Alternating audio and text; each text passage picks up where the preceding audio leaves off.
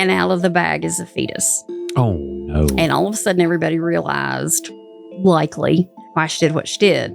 That still makes my hair stand on end a little bit when I think about it, because here's some lung and put this, and all of a sudden he pulls this fetus out of the bag, and he's standing there with it, and you talk about silence, because then, like I said, it's just one of those moments that the gravity of that just dawned on everyone.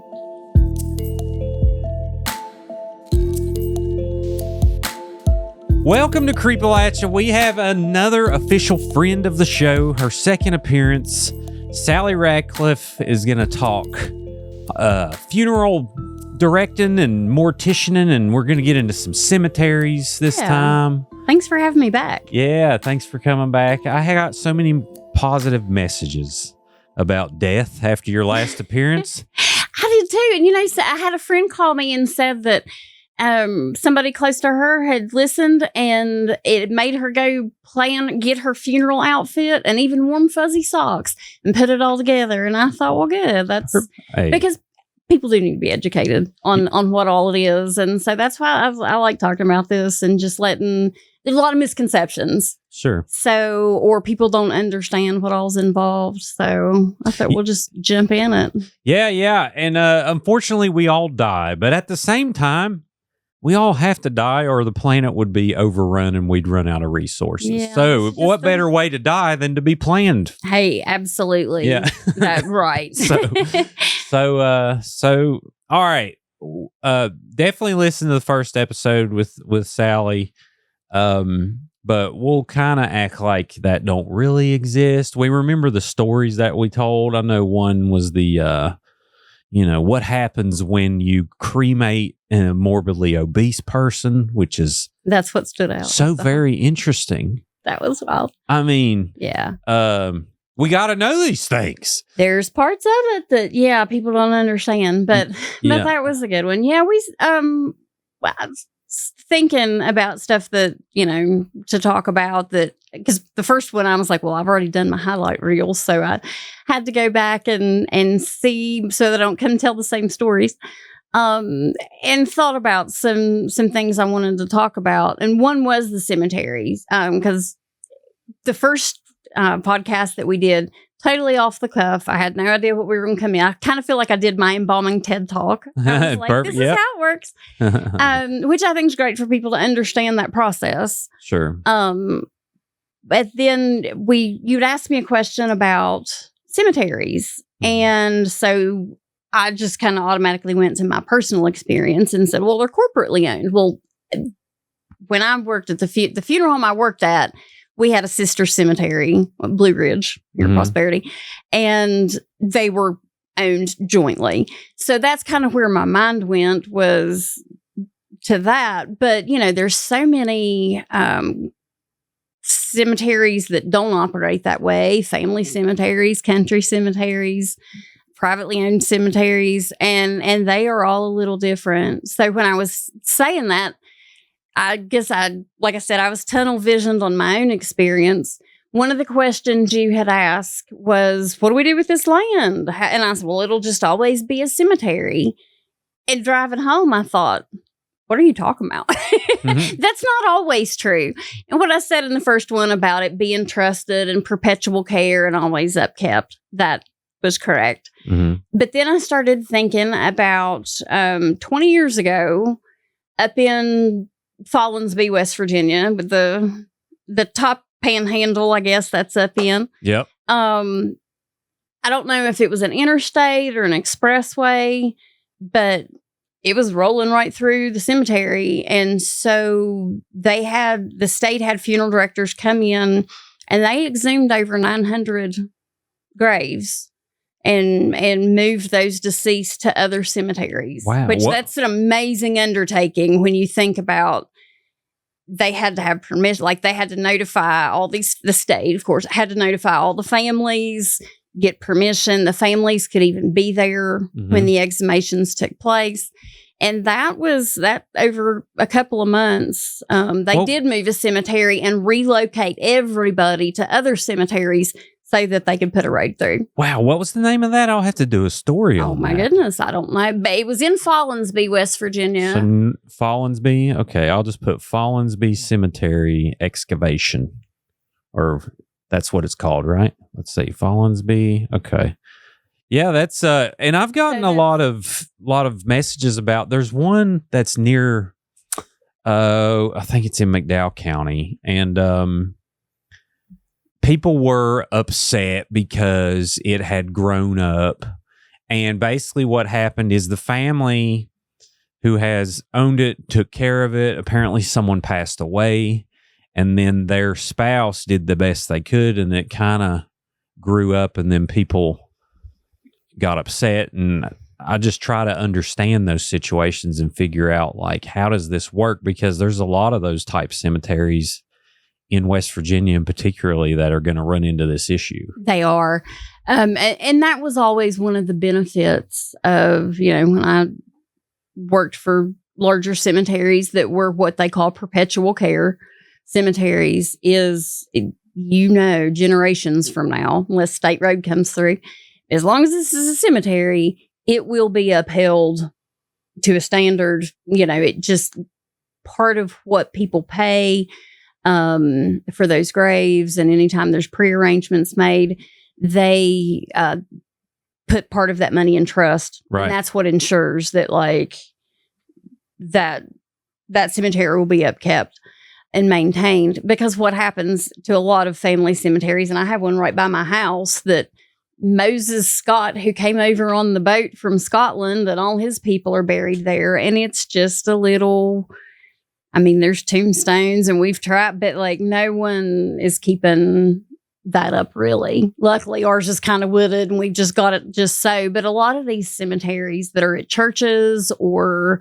family cemeteries, as families become more transient, kids move away to do things like, now that the older generation's gone, who is coming in to mow these and take care of these? And, sometimes they do get really run down and not cared for as well. And so that was always one of the benefits of, having a perpetual care cemetery, is you didn't have to worry about that.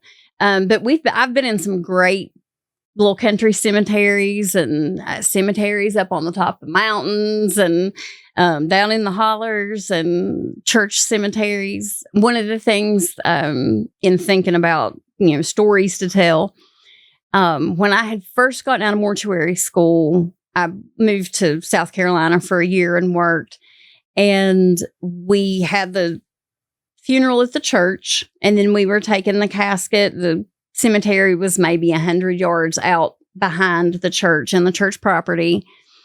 And we're carrying, the pallbearers are carrying the casket. I'm following them. And so I believe this was Mom that had passed away. Dad had died, 40 years prior. Mm-hmm.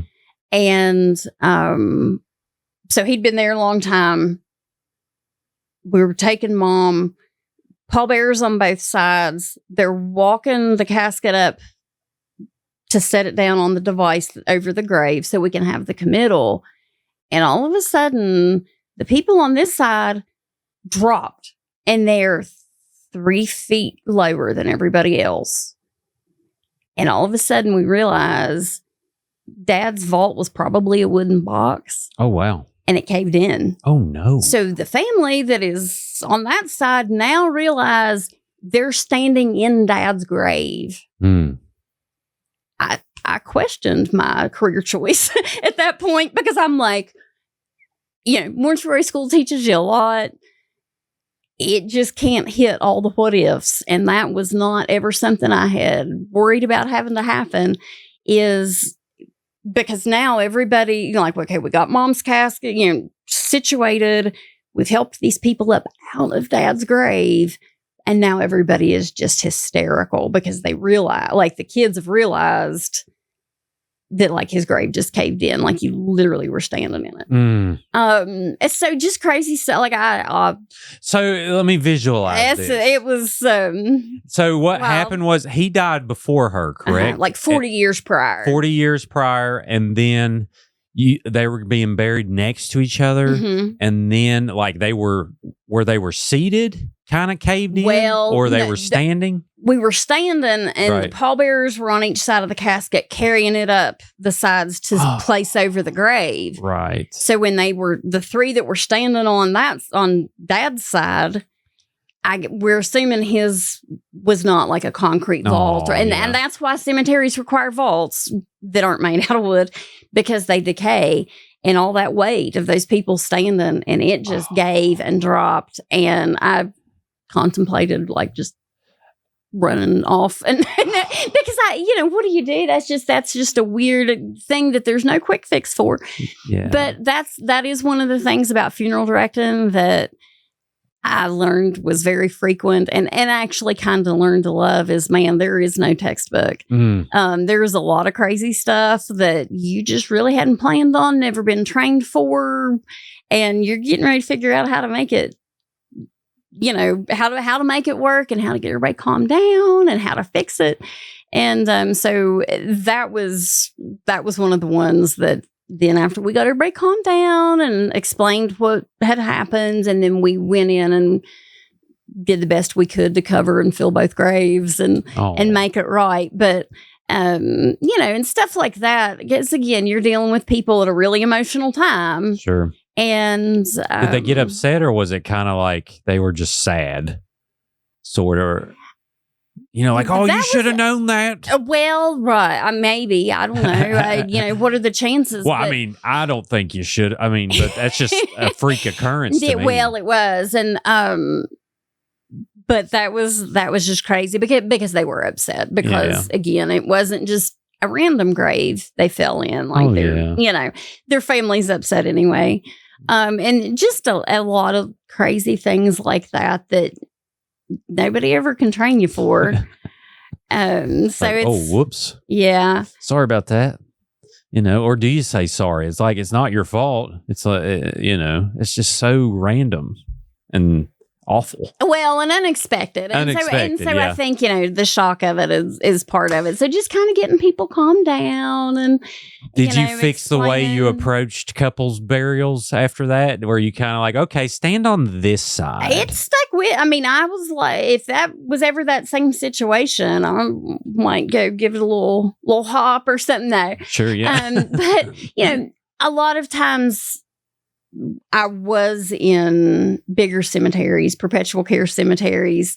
And for the most part, especially ones that aren't super, super old, they are laid out. They're on a grid, 16 spaces, and you can cut them. I think grave dimensions are 36 by 84 by something. That sounds right. I think so. Not 6 feet. Everybody always says 6 feet under. I've never seen a 6 foot grave. And in West Virginia, good luck getting down 6 feet, basically anywhere. You about need dynamite. Exactly. Well, and that has happened before. 9/11 changed, because they used to just blast graves all the time. Oh, really? It changed it a little. But we've put guys down in there with a jackhammer, and we've had to delay gravesides before because they are going at like an inch an hour, So sometimes that is a challenge just because of the terrain. But in these bigger cemeteries where everything's laid out and there's, graves don't encroach. Now, some of the older ones, well, there was a rock there, so we just moved it this way, and now they're going all different circles and around, and everything's not quite like the records from 1920 showed. And those cemeteries were kind of fun to figure out too. But a little different. How deep did you usually go? I think they're 5 foot. 5 foot. And so that's a question I had. You would think, and I don't want to, people don't get sensitive over this conversation. I don't want to be rude, but you would think the soil would be really fertile because of all the worms and all the activity going on and all the food in the ground, but maybe not. And listen, I'm not a farmer, but I always just assumed like, oh yeah, it's probably pretty soft ground at a perpetual care cemetery, but that's not the case. Well, not if they haven't been dug first. Gotcha. Because most of them now, they do some things. Sometimes they'll pre-install vaults and do things, but most of the time when you're digging a grave, it is for the first time. And and I've heard the maintenance guys say, well, that's a really rocky area. Like, we're going to have to get started. Like, they kind of, people that have been there a while knew, like, this will be an easy dig. This one, just get the jackhammer ready. And so they were always good about that. But it was precise. I mean, you did string lines and they didn't get outside that, 36 inches, because you were starting to encroach on other graves. Mm-hmm. Well, you do that by a couple inches. By the time you get to the end of the line, you have eliminated an entire grave space. So, they're on a grid and they're precise. And that is money. So, but also too, you want to have all the room you possibly can. Right. Well, because if a family buys a string of 10 graves and you're off by that much, the 10th person may just be out of luck because there's no room anymore and you're up against a roadway or something, So they were very precise. Family cemeteries, especially if family was going to go dig their own. Mm-hmm. Now, sometimes they'd say, we may do this. And the funeral homes had a list of like vault companies or grave diggers that would go to these cemeteries and prepare the graves. But when family did it, they did not know the 36 by 84 by 50 thing. They just dig a hole big enough to put a casket in, and nobody ever really gave them good dimensions. So, you could put a Buick in that thing when we got there, And one incident that I had that is still one of the craziest things that I think that happened to me during my career was going to a family cemetery in Aud, West Virginia, mm-hmm. up on top of a mountain. And the weather was awful. We knew we couldn't get a hearse up the hill. So we actually took a Suburban, that was one of our removal vehicles. So modified, had a tray in the back that we could put the casket in. And we said, we know we got to take that because it's 4-wheel drive. And we are going up this mountain. It is ice. People, their cars aren't making it. So they're stopping and they're walking up this just solid sheet of ice. When we get to the top and back in just to the top of the cemetery at the gate, and the grave's down here, and the vault company did come set like the tent and chairs and the astroturf around the grave and what's called the lowering device, which is the silver platform that the casket sits the casket sits on during the committal, and then we lower it down. And I am standing, and it was a sad situation. It was a younger girl in her 30s, had died of an overdose, and her poor mom. And we had actually served several members of this family, and here's this mom now burying her child.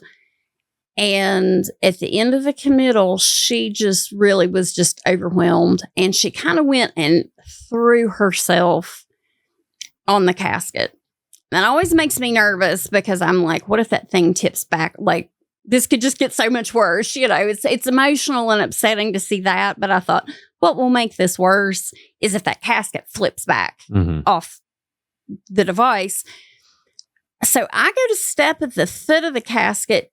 I'm just going to steady. Like, I'm just going to put a hand on it or grab the handle. And the grave, instead of 84 inches, I have no idea how long this thing was.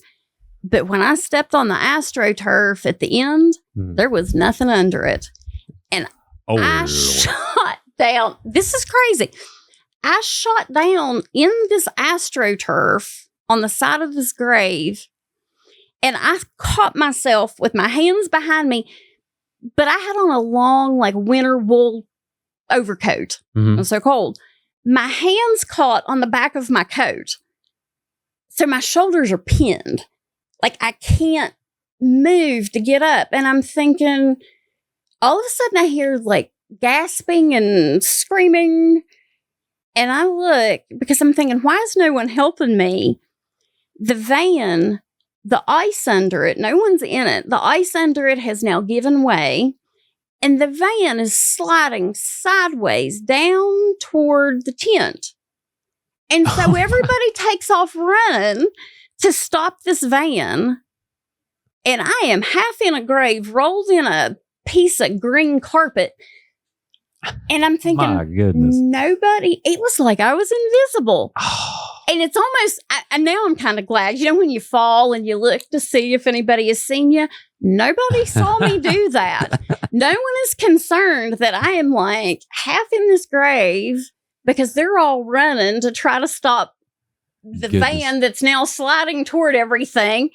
And so I finally got my hands loose and I crawled up out of that grave, and nobody ever said a word about it. It's like Final Destination. It was crazy. So, and I think that grave was like 20 feet long. I don't know what happened, but that was wild. I thought, get me off this mountain. So I could see that, like someone's up there, Roy. Hey, Roy, how's that look? That's pretty good. I put a shovel in it. It's up to the handle. I can see him kind of eyeballing it and making stuff a little obtuse. So a lot of that, but we great folks at these old country cemeteries. Sure. And how many cemeteries have you been to? Oh, I have no idea. Hundreds between, from big cemeteries in large cities to just little country nothings that may have 7 or 8 people in them. Did you ever do one like in Arlington or anywhere like that? I have not gone to Arlington. I lived in Martinsburg for a while, which has become a bedroom community for Washington. Mm-hmm. And so been there, but I did not have any services there. Gotcha. Although I hear it is so spectacularly moving. I actually would like to go see that done someday. So more on burial plots. Do you know like how cemeteries plan the future, or do they kind of have a formula of like, well, we'll probably bury X amount of bodies this year, and that means we're going to need to purchase another piece of land? Or do these places generally have, stuff laid out well ahead of time?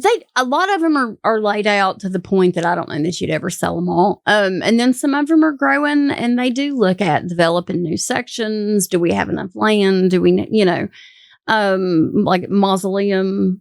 A lot of people look toward that now, which isn't cost effective, but it is space effective because you can go 6 high. A lot of people prefer that because it's not in the ground. Mm-hmm. I've heard people say, like, I just can't be in the ground. Seems claustrophobic to me. I don't know that they'll know the difference, but things like that affect people, in their choices. Mausoleums are really pretty awesome in the sense, and I didn't know this until I worked in the industry. I mean, they have this weird honeycomb construction, probably the strongest buildings anywhere and everywhere. And they have little air vents in them that you pull the plugs on the air vents when you place the casket into the mausoleum crypt. And that allows air to circulate around. So some of the issues with water and moisture and things that you run into with ground burial, you just don't have that problem. With mausoleum, and the bodies kind of dehydrate and it almost like mummified, so that's a little different concept. Yeah. Well, here's my thing is I always think of everything of like, what is a way we could do this forever? And that doesn't sound like one. It sounds like eventually you're going to run out of space. You know what I mean? And I think that's why, cremation sounds really appealing to me more and more. Is like, I just don't want to take up space in the world and let people, but at the same time, I get why people decide to do whatever they want to do. But does that make sense? It does. We are in Appalachia. We are so much more traditional at values as far as, like Florida and California and places that have had really high cremation rates for a long time. It's just not been like that here, although it is edging up. I said before, I think we are moving very quickly. The people that are burying their parents now and the generation to come, like when my kids have to make arrangements, my arrangements are made. But what can I ask what yours are? Sure. A traditional burial, casket, viewing it, that's up to them. You got any songs picked out? No, not at this point. Another one bites the dust. Let's just do something awesome. Perfect. But and I will forever say that prearranging your own and taking that burden off of whoever will be there at the funeral home making those arrangements, man, having that locked in so that they don't have to ever wonder if they're doing what I wanted.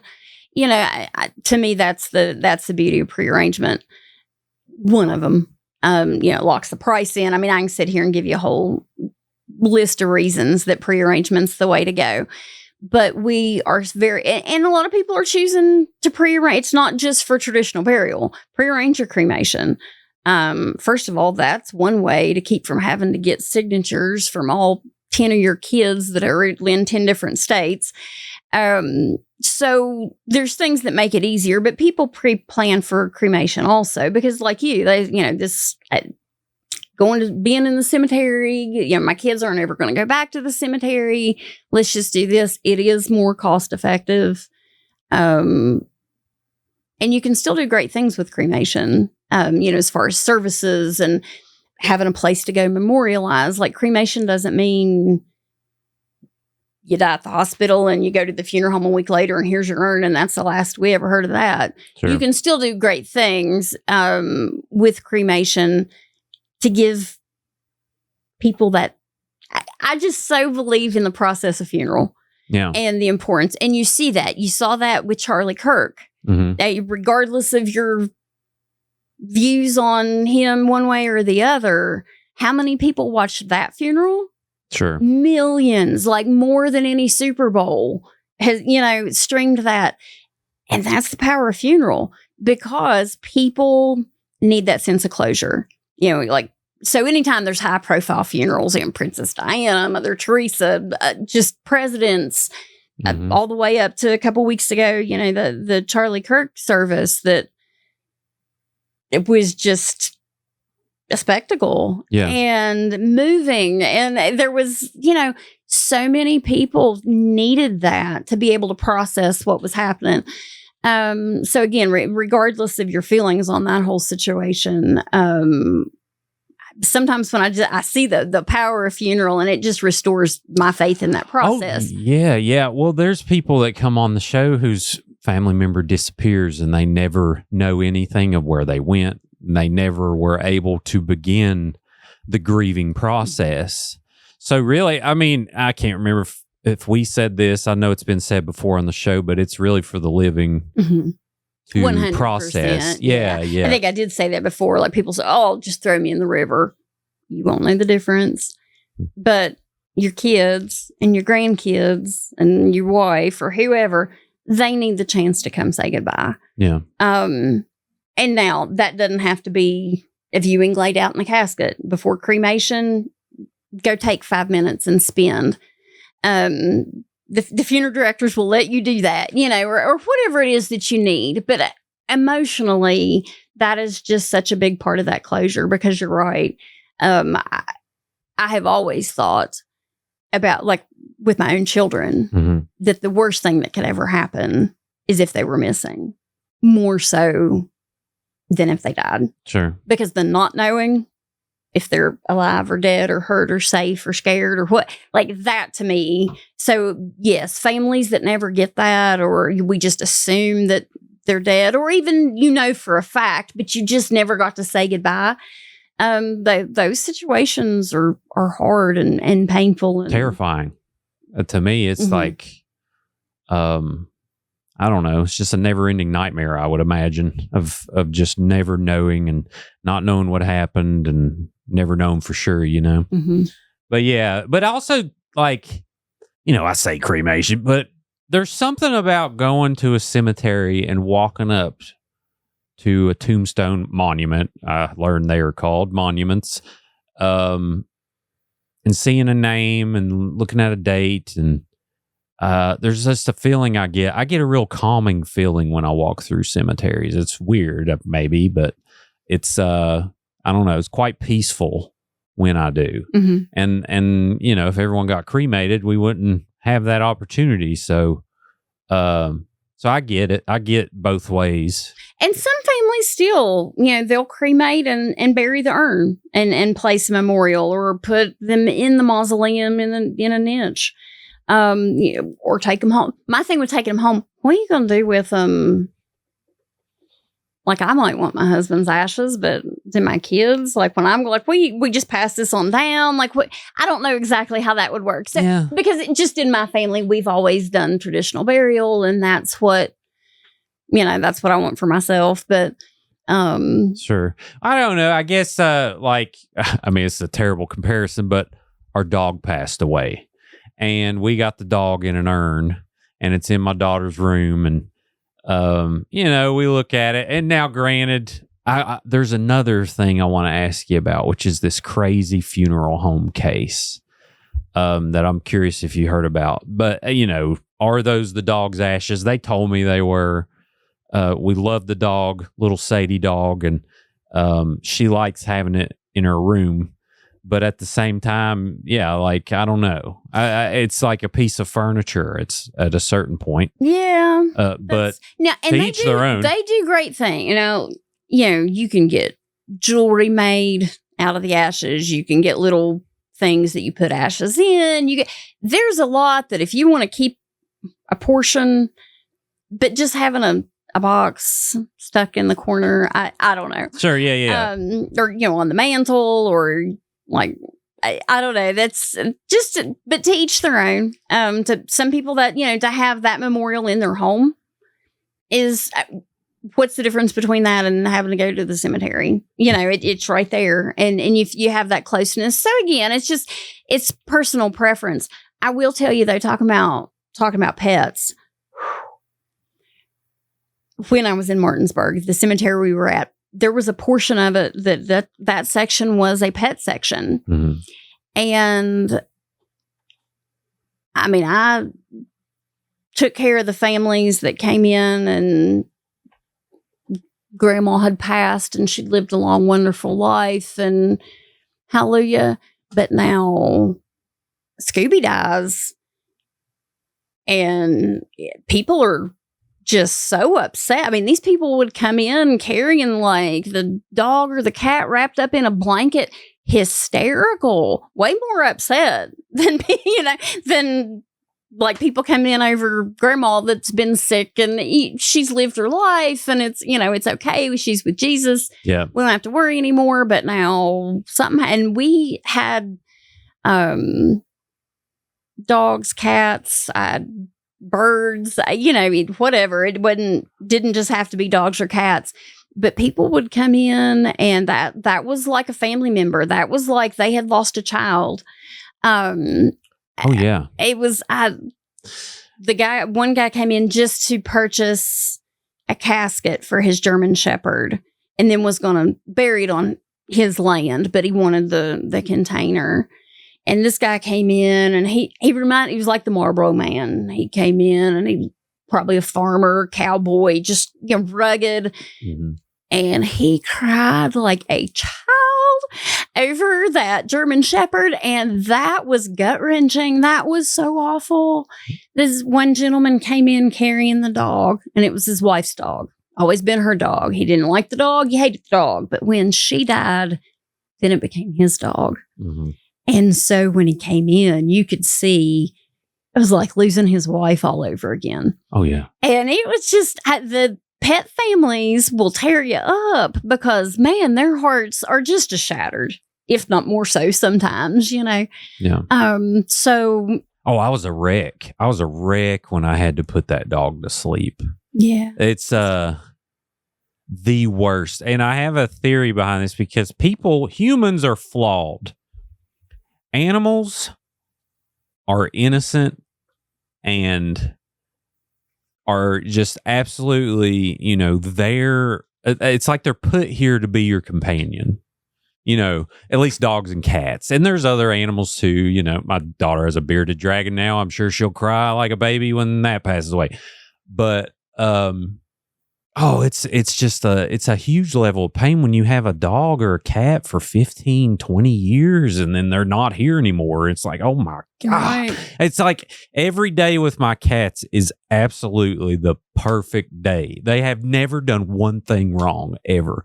And I think that's part of it is it's comfort for people. It's just a comfort companion. The gentleman that was the superintendent at the cemetery at that time, he had actually been at a pet cemetery, I want to say like in California, Beverly Hills area. Mm-hmm. And it was like Pet Cemetery to the Stars. And they would have viewings.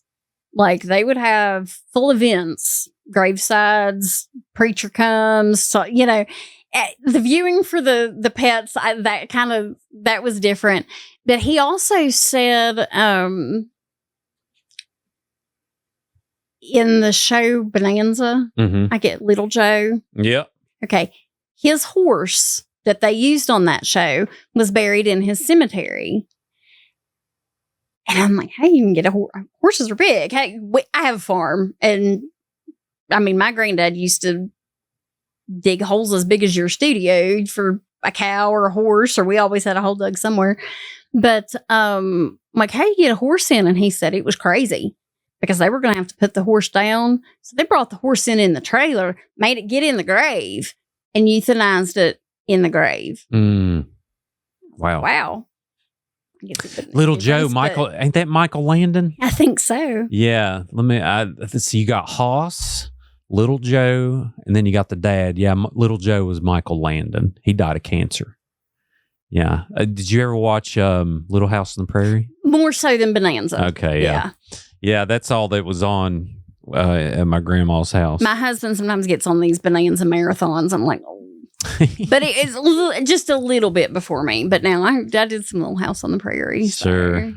Yeah, they have a Rainbow Bridge going in at a cemetery in Raleigh County, and it's for pets. And that's great because that obviously is something that, you know, it doesn't just extend to humans. If that is somebody or your pet is something that you valued that much, they'll probably go see their pets more than they will old Uncle Bill that's been dead for 40 years, you know. Sure. So there's a need for that. There's definitely a market for that. Yeah.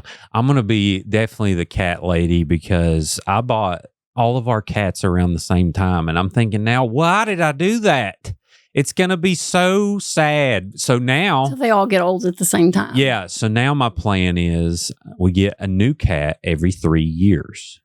That's going to be my plan until the end of time. And then at the end, we'll have I'll probably leave every dime to them. And then we'll figure out how to get them taken care of, whoever's left at the end of this thing. But anyway, that's my plan. But yeah, if someone lost a pet here recently, I'm so sorry. It's just the worst. Oh, it is. It's horrible. And so I'm glad that there are options. Like, you know, it used to be vets now will do the cremations for you and do that. Right. Like I said, I grew up old school Grandview on a farm. It was old Yeller style. I mean, we took our, you know, we never want to see anything suffer. You put it down, you bury it, but it's on the property. It wasn't, you know. Farms are just death and life all the time. It's a cycle. I can't handle it. It's a cycle. Yeah, I'd be the worst farmer. I'd be like, I quit after 3 weeks. I don't even know if I'd make it that long. But thankfully, there's farmers out there that take care of us and kill our chickens so we don't have to see it. All right. So you did 20 years in the field.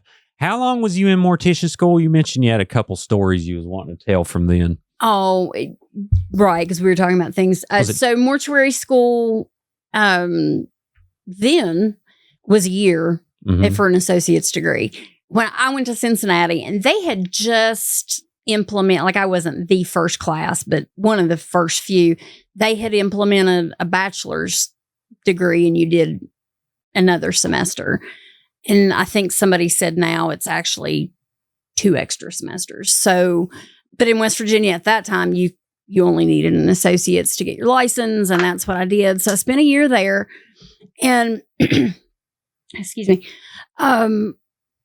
mortuary school was different. It was the cases that none of the funeral homes wanted to deal with. The embalming school would embalm for free. That's how we got cases that we could do clinicals. So we had labs, and they would either deliver to us, or sometimes we'd go pick them up. But usually the funeral homes would bring them and come pick them up the next day, and they were embalmed, and they didn't have to worry then about sticking themselves on an infectious case. I had several friends that worked on AIDS cases. One of them got a needle stick and had to do the whole cocktail of all the, the. Well, they do saw your finger off? No, but they made her do the HIV cocktail protocol, whatever of things as a preventative. So you were always working on infectious cases, murder victims, missing persons, drownings, fires, all the horrible things, because the funeral homes, those can be very time consuming. Sure. Autopsies, a lot more time consuming. We also did there the preparation work for University of Cincinnati for their medical school. Those are a little different, the way they're treated, but that was an interesting thing because some of these medical schools, they have years worth of cadavers, and so they have to be well treated and preserved, and then I guess they go in a cooler. I don't know what they do once they're gone back to the mortuary school, but we did all their prep work. One of the cases that stood out to me, and it truly was heartbreaking. The professor that I had in clinicals, anytime, like when there was an autopsy, everything that gets taken out of the middle just gets put in a blender. No. Okay. It goes into like a biohazard bag and they treat them, but it's just all the parts. And so what he would do would say, just as an anatomy lesson, we didn't do this in funeral homes so much, but he'd say, put everything back where it's supposed to go. So if you saw like a lobe of a lung, you'd put, and you're like, well, there's the heart. And so in treating these, then we kind of try to place them back. And one of the things that we were all just kind of stunned were, here's liver and here's part of a lung and, well, there's some brain. And it was a 15-year-old girl that had committed suicide. And so we're working, and out of the bag is a fetus. Oh, no. And all of a sudden, everybody realized, likely, why she did what she did. That still makes my hair stand on end a little bit when I think about it, because here's some lung and put this, and all of a sudden he pulls this fetus out of the bag, and he's standing there with it, and you talk about silence, because then, like I said, it's just one of those moments that the gravity of that just dawned on everyone while we were standing over this little girl. Man. Did you not know that was going to happen? No. Most of those, there was very little backstory. I mean, you might say, well, that guy's covered in stab wounds, and we heard there was a stabbing last night at such and such or whatever. So, you might get bits and pieces, but like that, no, we had no idea. And, I was 22, 23, and young and dumb from Raleigh County, and hadn't been out. Cincinnati was my first real move away from home. And all of a sudden, like us kids, we were dealing with some just heavy things. In funeral homes, sometimes there were heavy things. Oh, no doubt. That situations, again, kind of like the crazy stuff in the cemetery they never prepared you for. because the possibilities are endless of crazy situations. But there were things in the funeral home as well that were just devastating. Sure. And that you thought, gosh, I don't even know this girl and I'm devastated. So I cannot even fathom, what their family is having to deal with right now. Mm-hmm. You see so much humanity. That it's, and we can talk and certainly allude to dark humor and things, because you got to have a little bit of that to just get through and be sane. Sure. But there were things that were just emotionally not being as removed from it as I was. There were things that emotionally, like, you still have to go home and process that whole situation. And there was a lot of that, and through my career, things that were just tragic. Yeah. Accidents or murders or things that make you question, like, good Lord, why do bad things happen to good people? And, so there's. Have you answered that question yet? I saw a quote. I won't take credit, but I saw a quote that not too long ago that kind of touched me. And it said, people question why good things happen or bad things happen to good people. And the truth is, bad things happen to everybody. How they react to it is what makes them good. Mm. And I thought, okay, that's fair. Yeah. Truth. And we get complacent and comfortable, and sometimes we lose sight of what really matters. And like we talked about before, I'm sure that industry puts perspective, pounds perspective into your brain every day. Perspective, because my stuff would seem so petty.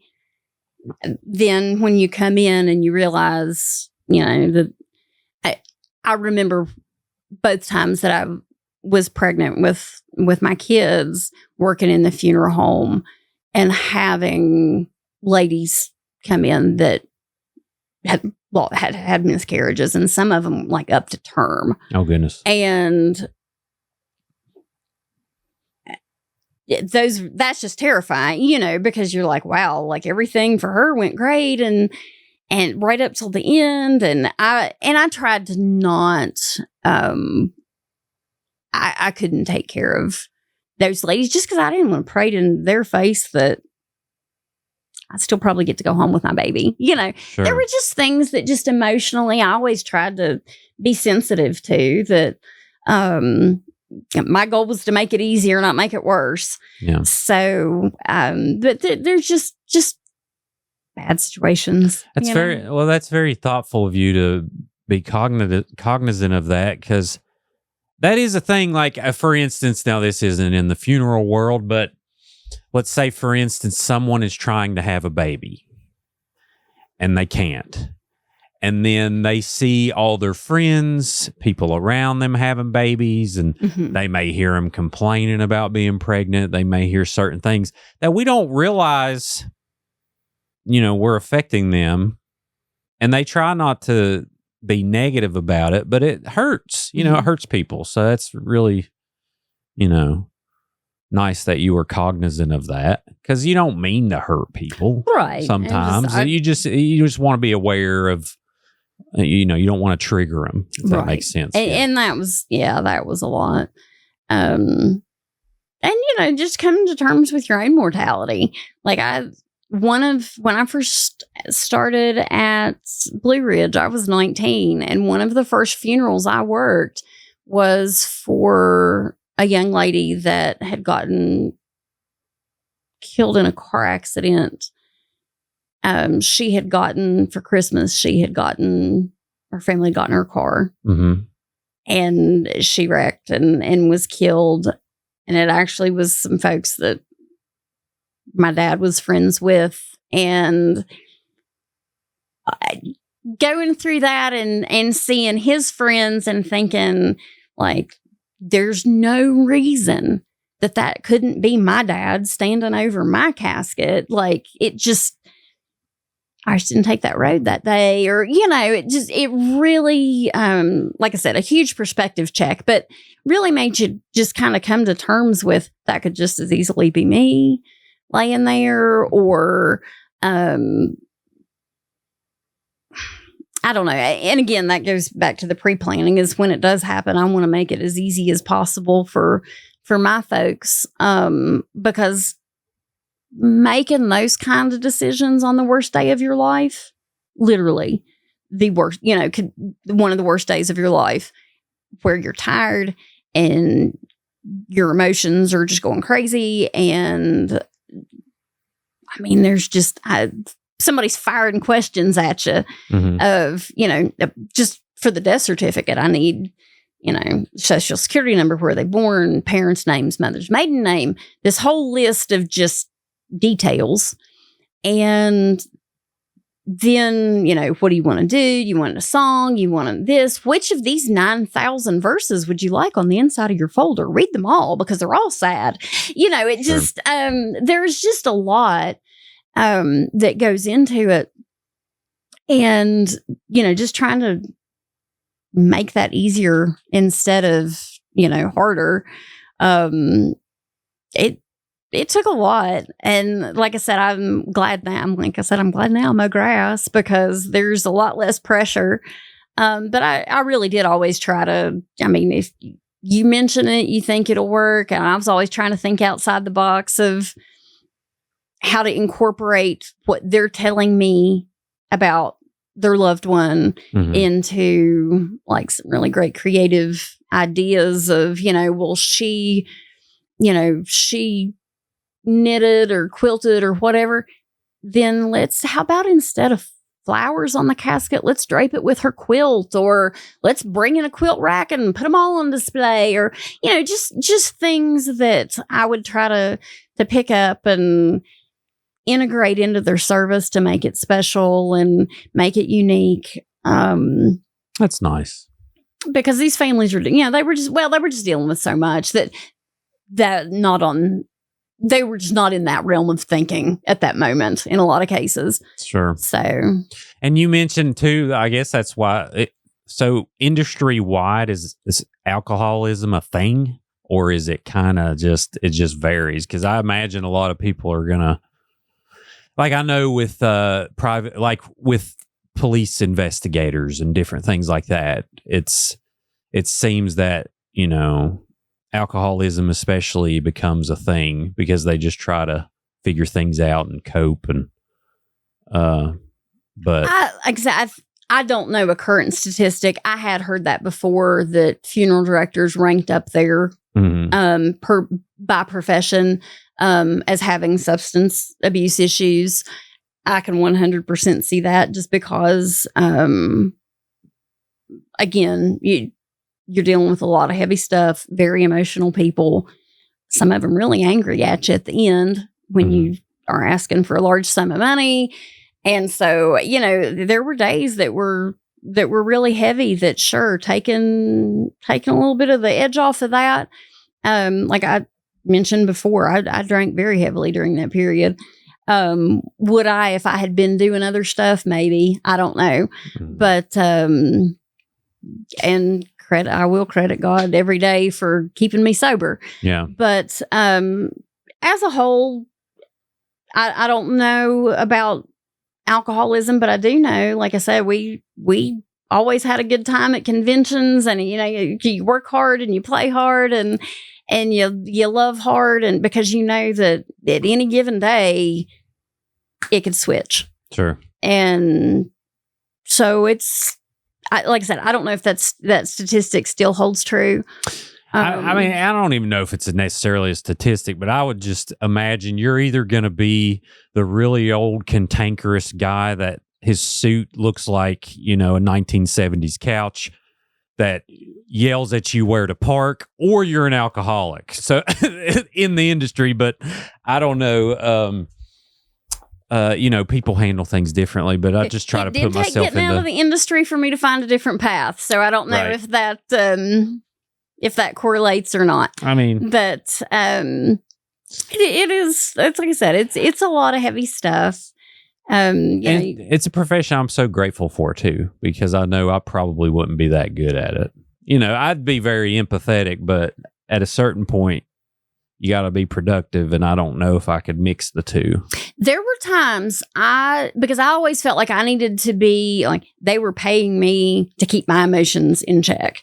Now, I won't for 1 minute lie and say that I never just sat and wept with families, because sometimes there's just nothing to do but sit and weep or hold them while they cry, And there were times that I stood, in especially in Appalachia. I don't know if this is all the same way everywhere, but for traditional funerals, a lot of times, we would ask the family, would you like the casket open during the service or closed? And if it's open, then everybody at the end, like starting at the back of the church or chapel, wherever we were, and working their way up to the front, would go up and pass by the casket to say their goodbyes on their way out. And that can be very emotional. The family, then we work our way up. So the family's the last of you. They don't have to do it in front of a chapel full of people.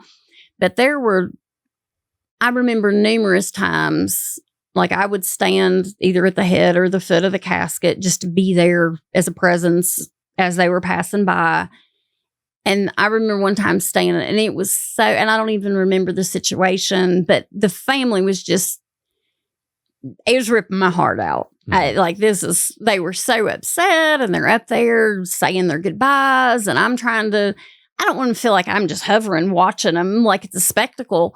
But I thought what they really don't want is me standing here wailing at the foot of the casket. So I'd count ceiling tiles, like we had drop ceiling, and I would count the rows because I thought if I pay attention to what is going on right here, I'm going to be to pieces. And that's, like I said, they're paying me to be the person in the room that can keep it together. And sometimes that meant counting the ceiling tiles. Because there were, it's just sad. It just, sure. That's a good technique. Or something to dissociate from whatever was going on right here. Because like I said, that was that's tough. It's kind of like meditating. It's kind of like, okay, you're kind of just placing your mind on something else. Because that's just, that was heavy. Did you ever have a casket fall off the stand, or were they pretty? No, I didn't. No, thank goodness. That'd been awful. One of the things, and it's kind of we talked about with cremation and the logistics of someone that was bigger. Also, a huge logistical issue for ground burial, because those caskets, the oversized caskets, were still sitting on the same base the regular size caskets sit on. It just meant there was a lot of overhang. I remember one time we went to a church, and it was maybe Pentecostal. It was very lively service, which was awesome. Snakes? No snakes in that one. Gotcha. That was another one. They wouldn't let us in the churches with snakes. Got it. We would go in and set up, and we'd leave, and we'd come back when it was done. Gotcha. That they didn't want an audience. So true snake handling churches let us know when they're ready for us. Gotcha. When it's over. But this service, it was, like I said, it was lively. There were music and people kind of up and about, and with the casket, because with the lid open, you have that much weight, makes it kind of want to tip to the back anyway. I wasn't actually in the chapel. I was in the back. They had a window in the door, so I could see what was happening. Because usually during the services, if the ladies at the church are cooking a meal, the little funeral director secret, we go eat. Yeah, they serve us first. Nice. But anyway, I was in the back, and I had my little meal, and I was watching, and the ladies, I believe it was her sister, wanted to. she was expressing her faith and joy and all the things. And she took her sister's hands in the casket. And they were going to dance together. Uh-oh. And I could see that casket rocking.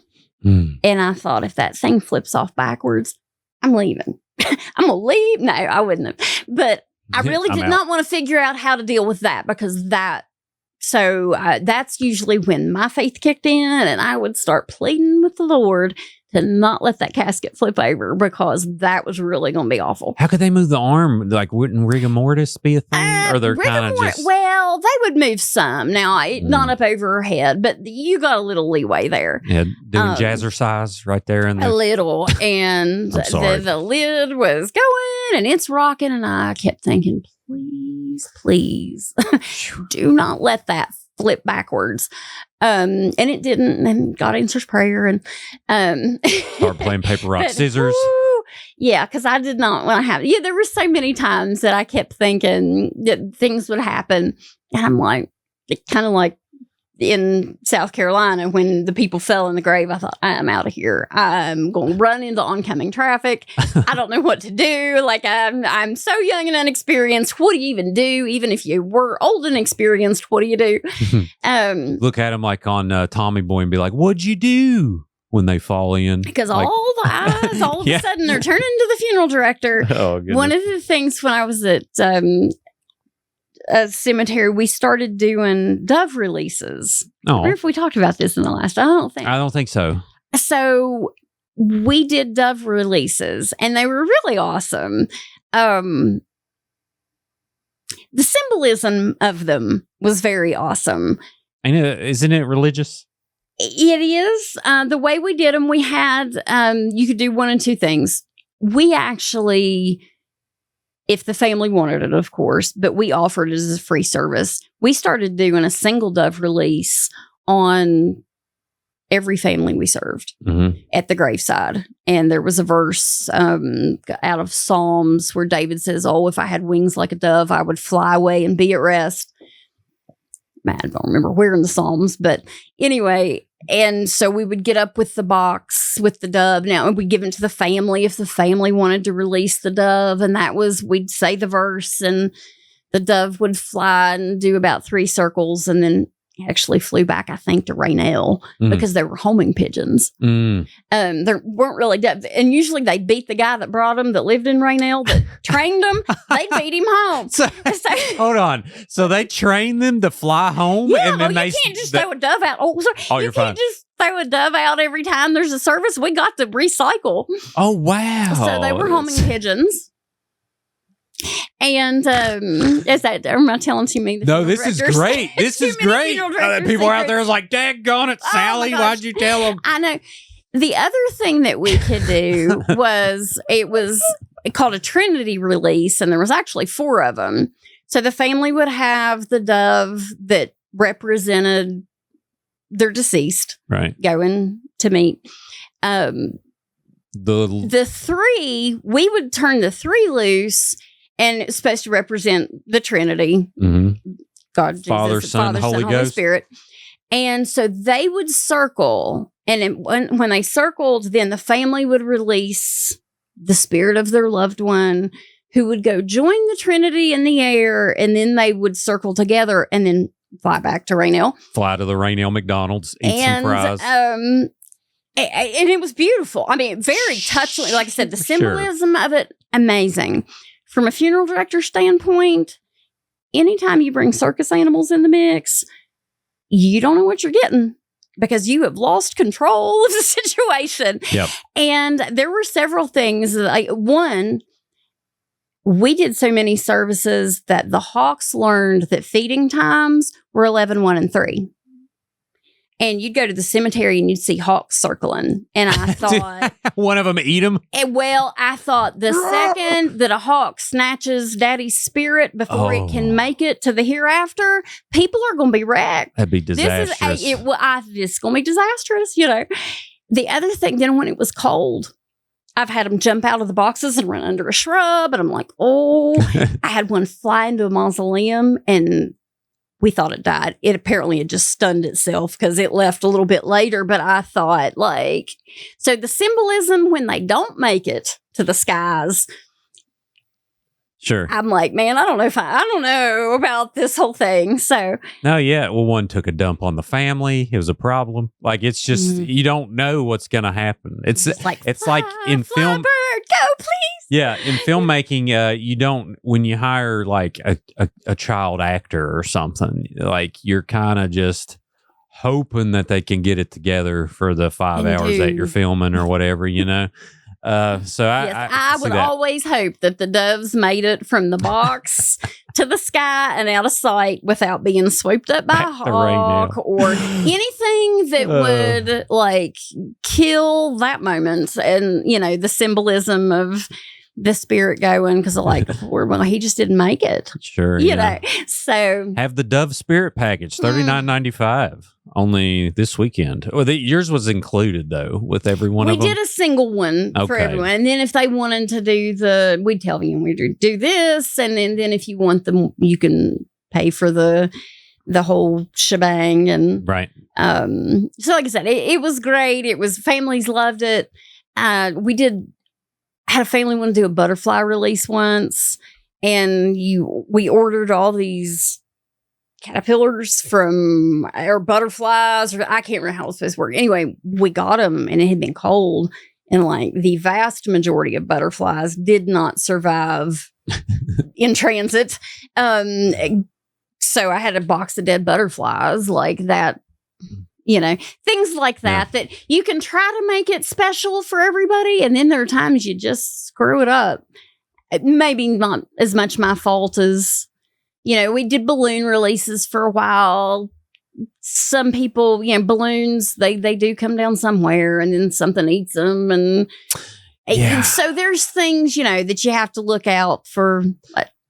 There's a lot of things we do that I question now. Should we have done that? And they're starting to change rules on certain things like that. Mm-hmm. Like with balloons, I think that's disastrous for the environment. It is. But there are, you know, but there's another one too. They do like lantern releases sometimes, which I think they may have outlawed in some states because they were burning down the woods and different things like that, but we mean well. We do. It seems like a great idea at the time, doesn't it? It sounds great, and then the rice kills like 100 pigeons or whatever, right? Because they're at the weddings you're supposed to say bird seed or whatever because the rice kills them all. Yeah. Talking about the environment, when I was in South Carolina, I was like down around Clemson.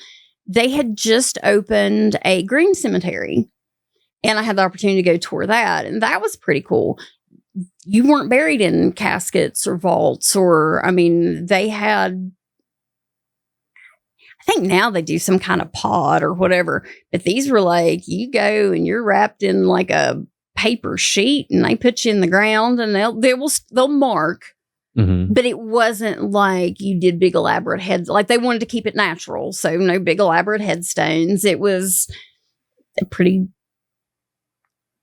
I don't even remember what they did as far as the markers, but I remember it wasn't like a big bronze memorial. It was more natural with a name and maybe carved in wood, but not real. And they weren't plotted out like a tradition. I mean, it was like, well, that's pretty there under that tree, or I'm going to be down here by this little stream. It was beautiful. But people then were starting to embrace the concept of green burial of like, yes, that concrete vault, or especially like that polypropylene vault and that metal casket is just going to be there forever, a long, long time. This, you just kind of let the body go back and then be the nutrients. And now the soil in that cemetery was probably really good. Gotcha. That makes sense. So you mentioned a vault. They put a vault in the ground. Mm-hmm. Okay. What is that? So not all cemeteries require them. Mm-hmm. Most bigger perpetual care cemeteries do. And it is,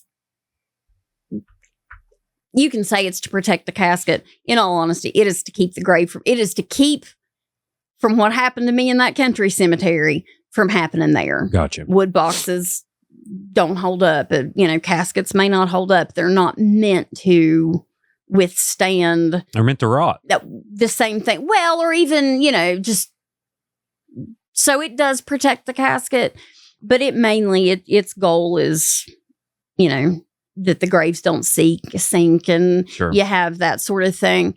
It was real interesting. I did a lot. I won't say a lot. I did a good number of disinterments. What is that? That's digging somebody up. And we did them for just different reasons. They wanted to be moved. They wanted one that we did, a husband and a wife. He had been buried since the 70s, maybe, and was in a concrete vault. She had died maybe 20 years later. She was in a steel vault, and they were going to exhume both of them and have them moved. I don't think it was to a family cemetery, but it was a cemetery where a lot more of their family was buried, like in Roanoke. Mm-hmm. So they were just wanted to take them home. So that was interesting because you could see the difference. Same ground, same weather conditions, pretty much. And we could see the difference in what was buried way back when. And actually, I just told you that wrong. The dad that died first was in a steel vault. The mom was in a concrete vault. Gotcha. And you could see the difference. And honestly, he had died 20 years prior. The condition of the vault and the casket and all of those things were much better. What if you open it up and he's alive? Like, hey, thanks for that steel vault. I appreciate it. One of the vault companies, they had this was one of their selling points, and they had brochures. Clark Vault, their steel vaults. So there's two types, like concrete, which is basically a concrete box, mm-hmm. and you put the casket in, and the lid goes on top, and there's like a tongue and groove closure that seals. It's supposed Nice. to seal. We never made any guarantees or anything like that, but the steel vaults and the plastic vaults work on a little different principle. So they have like a base, a bottom, and that's what the casket sits on. And then you take the steel or the poly dome, and it goes down over top mm-hmm. and locks with that bottom. And it's kind of like if you've ever taken an empty glass and turned it upside down and push it down in the water, and no water goes up in the glass because it's full of air. Mm-hmm. Yeah. It kind of works on that same principle. And so this vault company, one of their ads was that a gentleman that had been buried maybe in the 70s, I mean, it was like a long time ago, but he'd been buried 30 or 40 years. He was Italian, and the family decided they wanted to send him back to the homeland. And so they dug him up and were going to send him back to Italy. And he was in a steel vault. They opened the vault. And I guess back then, pallbearers got gloves. Mm-hmm. They had pallbearer gloves. Sure. And tradition was after the casket was where it's supposed to be, the pallbearers would take their gloves off and lay them on top of the casket. So they were there, the vault's on. But when they took the vault lid off, those gloves were dry. Wow. They opened the casket. That guy looked so good. They took him to Italy and had a viewing. Touch him up a little bit. And they opened the casket and had this big funeral in Italy 30 or 40 years after this man had passed away. That's how, and so that was their Pretty good claim. pitch. Like, let me tell you. I'm going to make you a vault you can't refuse. Exactly. That's, wow. So I got some, let's get a little, all right, gory disclaimer. I got some questions about, when you do the embalming process and when you look at the organs. I'm curious, can you tell a heart that's had a heart attack compared to one that hasn't? That's one question. I cannot. You cannot. Okay. A medical examiner Do you might remember? I cannot. Or did you see the heart? Have you ever seen a heart and you're like, oh, that's a big heart right there? Or is it kind of like, it's whatever? Well, no. I mean, that's so in a normal embalming case, you don't see any of that. Like you make mean, you can do a 1-point incision, and that's the only thing you see is the artery and the vein. Okay. But now in an autopsy, they have a wide incision and they're laid open. The skull cap's been cut off so that they can take the brain. So, like I was talking about in mortuary school, I mean, that was I don't say the game, but that was, put it back where it's supposed to go. So the thing that always interested me so much, though, was that I don't know that people would realize, like you and I both have 2 eyes and a nose and a mouth, and we look totally different. Same as we have 2 lungs, a heart, and now your pancreas may look a little funny. Oh, it's terrible. Yeah. But we look just as different on the inside, even though we still have all the same things. So you would run across weird, like maybe the vessel wasn't where you thought it would be, because on this person, it was just a little weird. Sure. I don't know. So as far as organs, like I said, we would go through and we would, this goes here, heart, lungs. Now, black lung, you could tell. Now, a heart that's had a heart attack, but now black lung is black.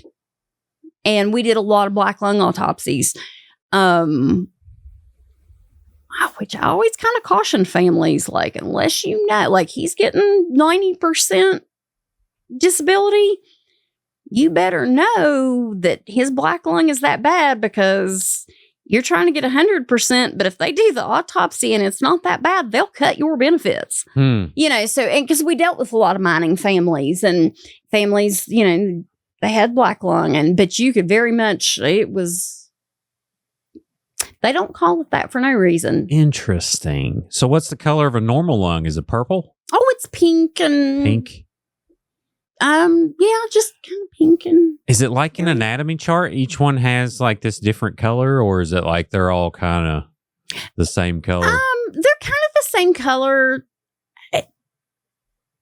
Certain things, now blood, oxygenated blood is red.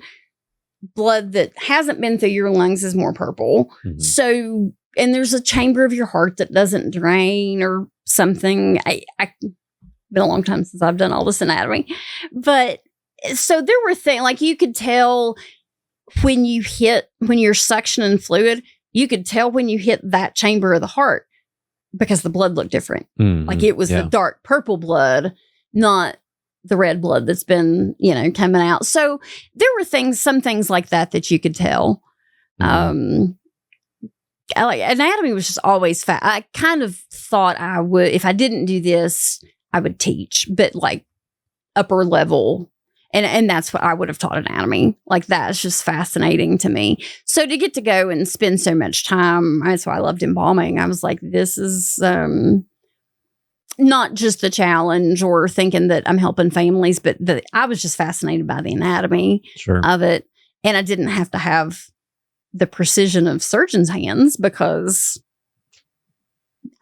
I never had anybody complain. Yeah, no. You're dressing them up. You're not having Yeah, I mean, it isn't vital that you're so precise, or they could die on the surgery table. That's what made me know. There were several incidents in the prep room that made me know I was better off than working with live patients, because I was like, whoops, there went a finger. Sorry about that. Cut that vessel. I can fix it. Like I can put it back, but it would have no function. Yeah. So we're just better off, with me in the prep room embalming. Yeah.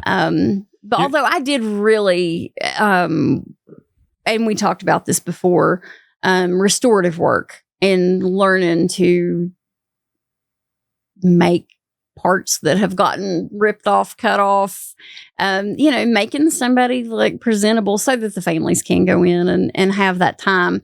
Mm-hmm. That was just always fascinating to me. Sure. You ever go loony and like move their mouth and talk like them? Like, hello, my name is Cindy. I mean, that'd probably be a little weird. But I'm just my ADHD. I got to pass the time somehow. Yeah. So it's like, man, I hate being by myself. Let me talk to myself. I never did that so much as mine was always, I should have stopped 10 minutes ago. Sure. Like, I'm like, I bet I could, and I bet I can do a little bit extra. And then I realize I really should have just walked away. Yeah. Yeah, and now I think about it, that'd be disrespectful to do that. Don't do that if you're listening. But anyway, there's been a lot of crimes in the funeral industry, and I gotta ask you about one. But I want to ask you about: can you tell a drunk liver from a normal liver? I probably cannot. Cannot. What is that? I heard it like feels like a bag of gravel or something. Does that make sense, or is that too weird? It does. No, Okay. It does make sense. When I got into actual functional embalming, like out of mortuary school, that didn't, like I said, you could tell black lungs, and most times we knew it was from a black lung autopsy, so it wasn't a secret. But and there may be embalmers that could say, absolutely, I can tell the difference. I didn't pay that much attention. Gotcha. To to stuff like that, because in a lot of now, somebody that's had a heart attack, I couldn't tell from their heart so much, but you could tell by their color. They were when they came Blue. in, that you're going to have issues because they'd had a heart attack and probably some circulatory issues. And so you could tell certain things without any backstory. And it wasn't always, we always think of, no, well, they're morbidly obese and probably ate horrible. And it was interesting to me, the number of people that just were slim and fit, and you would never have thought that their arteries were, would just snap in half. So there wasn't always a particular, well, you knew if they were over 300 pounds, they had a heart. It wasn't like that. Yeah. There were plenty of people that did not look at all like they should have heart issues. And you never know if, somebody smoked or something, health, hereditary type things.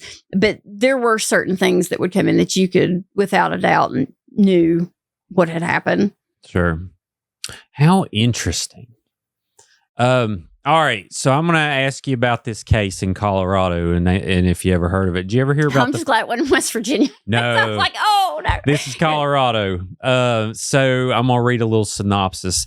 And I want to ask you like how this happens, but a Colorado funeral home owner who stashed nearly 190 dead bodies in a decrepit building and sent grieving families fake ashes received the maximum possible sentence of 20 years in prison for cheating customers and defrauding the federal government out of nearly $900,000 in COVID aid. So basically, they kept on bringing in bodies and charging a lesser rate. Tell me where that was. It's in Colorado. Okay. Yeah. Because there was one in Georgia.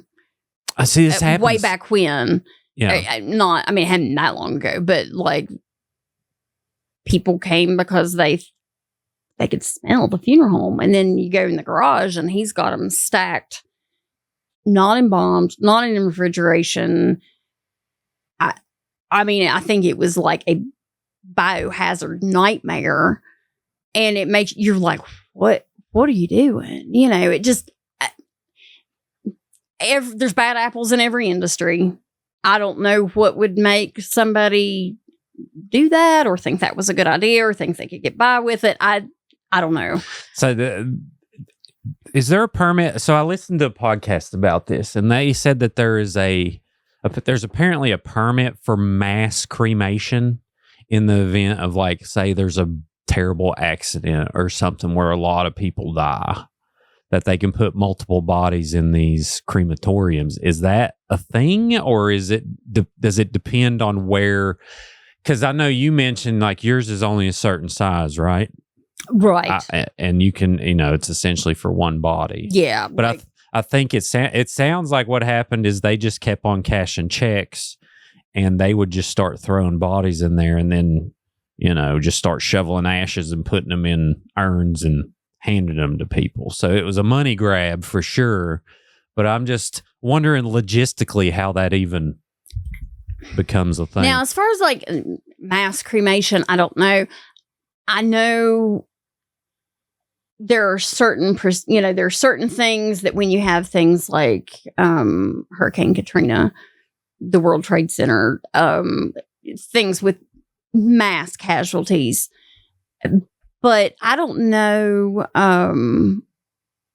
if protocol. I don't know what the protocol would allow, because again, I don't know the logistics of, because when I think of that, I'm like funeral pyre.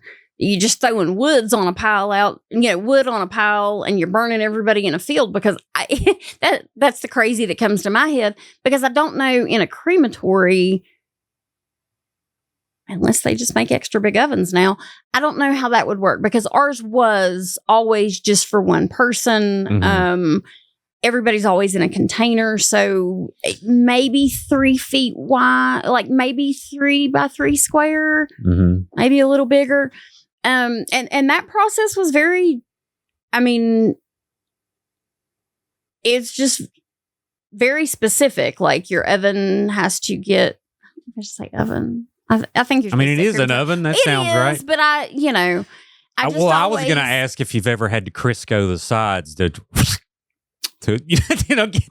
that's a terrible joke. And we talked I'm so sorry. The logistics when someone is bigger, and we talked about how the Crisco can come rolling after.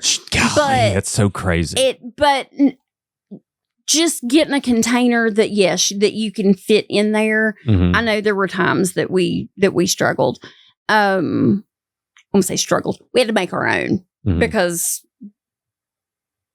we didn't have anything big enough for cremation. What do you make that out of? They just did boards and plyboard. Mm-hmm. As long as you're in a container. 1, 2, 3, lift. Now, a lot of times it's just cardboard. Right. They just put you in a car. You have to be in some sort of container, just so that we can get you into the crematory respectfully. You're rolling on rollers, just like a casket would. You can't do that with a body that's just, loose. So everybody's in a container. But again, the crematory that process is locked down too. Like everybody got a number. If you bury somebody in the wrong spot, bad as that sucks, to have to go back to the family and say, we have made a mistake. We need to exhume the casket. You have to have state permits to do that. That's still a big deal, but we're going to move them and put them in the right spot. With cremation, like if you cremate the wrong body or something, like there's no fixing that. So it was just, everything had a number and there was a tag, and we really tried to get we hoovered that thing out with the vacuum. You really tried to get every bit of ash. Now, is there a small commingling of ashes? It is impossible to get every speck of DNA from one out before you do the next one. It's just, that can't happen. So everybody's ashes were as much of their ashes as we absolutely could provide, usually about 5 or 6 pounds. The long bones come out. They have to go through a grinder, and then everything's put in a grinder. You just drop it in there and is that basically it? Mm-hmm. Wow. Because like I said, now the bones, they're like eggshell at that point, so they crush easily. Oh, wow. But like leg bone, like your long bones, they would stay intact. Interesting. So they would grind all that down so that it's more of a powdery, and you'd have flecks of bone. But again, it was kind of like eggshell. But we tried to get it wasn't just like, it's good enough. No, we took the Hoover with the long handle and vacuumed and got absolutely as much. And the same with the grinder, you're vacuuming it out, and at least we did. We really tried that. If that was as much of that person's ashes as we could possibly get. And I am guaranteeing you that's your husband's ashes. That's your son, not just, I'll pick one off the shelf and hit the shovel.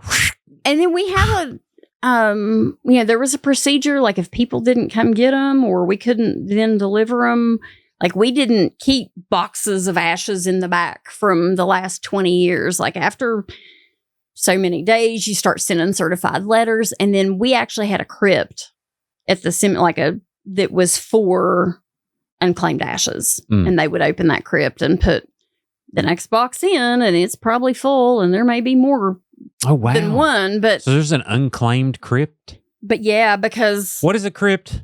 A mausoleum, just like big the mausoleum building. crypt.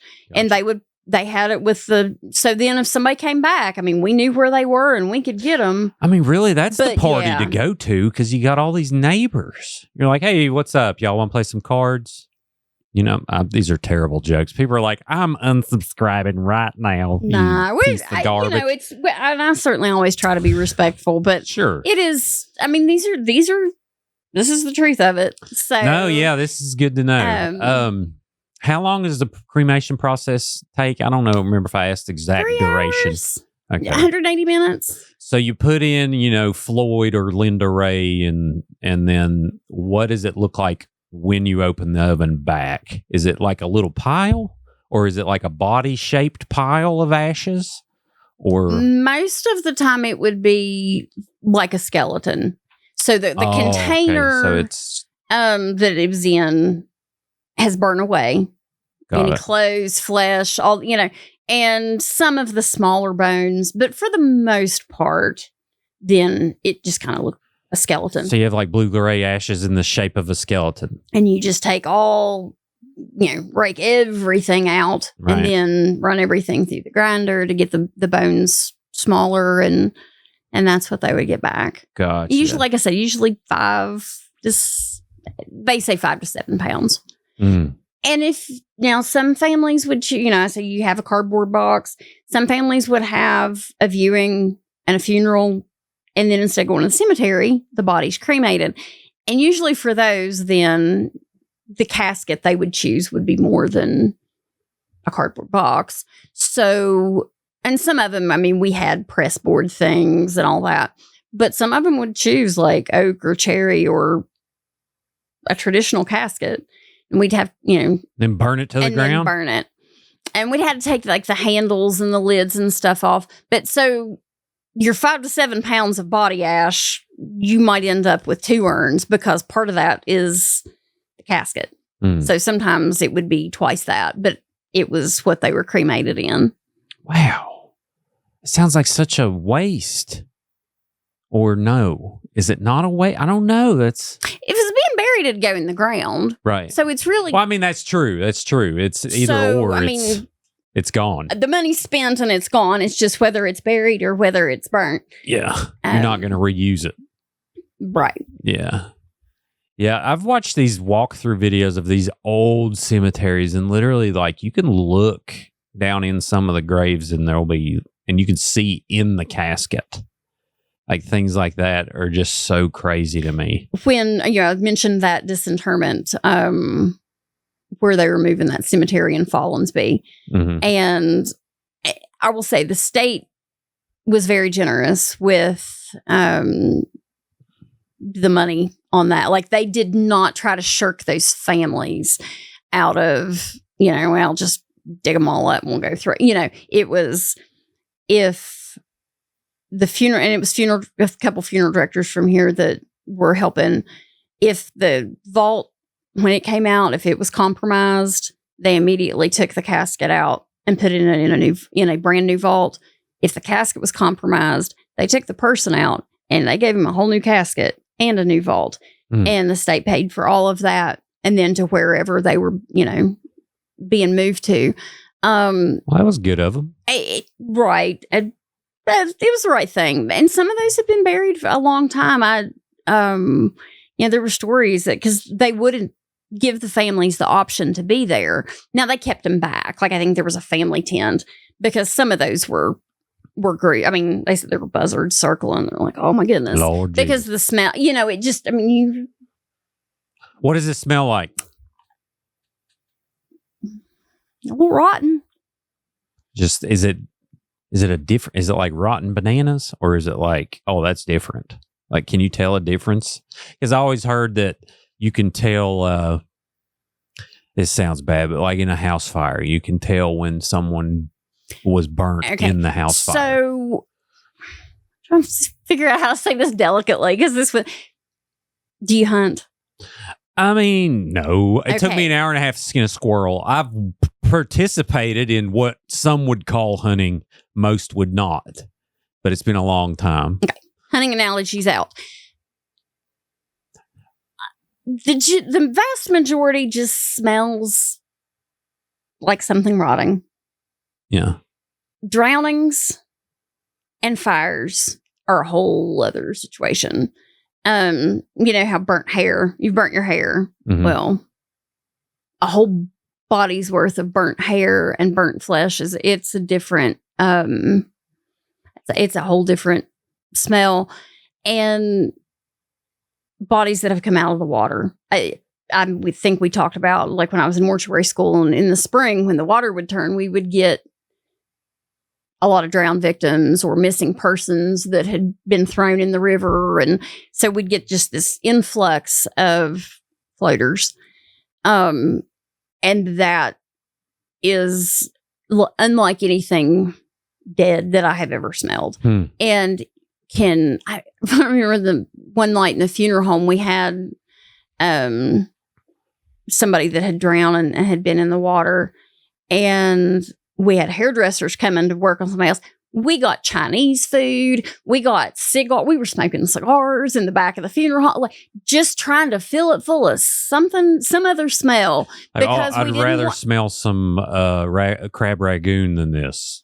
Like, or something, or we may have ruined crab rangoon for them forever. Oh yeah, but 100%. Because, yeah, it's a smell kind of like no other. To the point that there were times, and we were very upfront with the family about this, but we would put the empty casket out for the viewing and the funeral, and the body was still in refrigeration.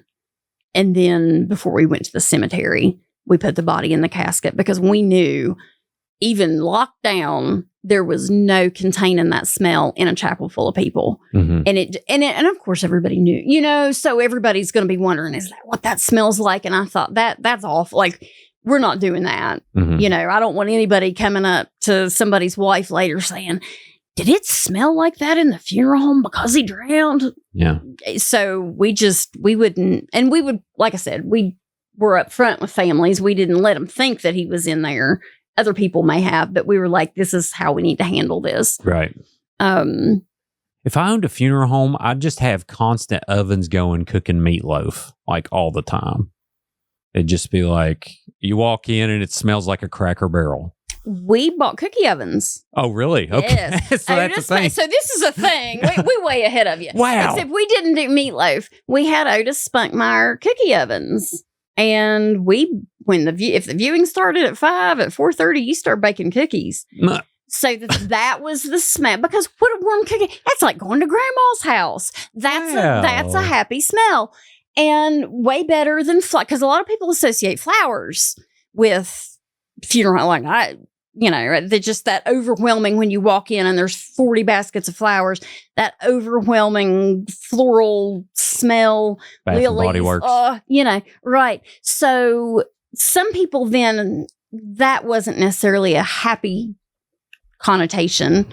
So we started doing cookies, and then we'd bake them, and then we'd put a big tray of them in the front foyer with the lid off. That's so fabulous. That when you walk in, you smell warm chocolate chip cookies. Yeah, that's way better than meatloaf. That's a little morbid to have meatloaf and then serve them the meatloaf like after the funeral. That probably wouldn't work out too well. So, but it sounds like y'all are way ahead. Well, and you have to.